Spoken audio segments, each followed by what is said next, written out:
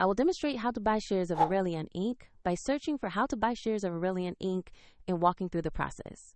Aurelion Inc. is a technology and industrial company listed on NASDAQ under the ticker AURE.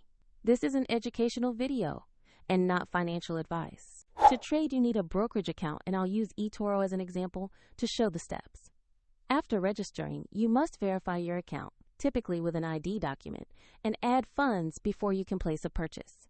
Use the platform search bar to enter the ticker AURE and locate the Aurelion Inc. listing. Double-check the exchange and ticker to make sure you have the correct NASDAQ stock. Open the Aurelion Inc. asset page to review basic company details and the price chart. Confirm the ticker AURE and the NASDAQ listing to ensure this is the right stock.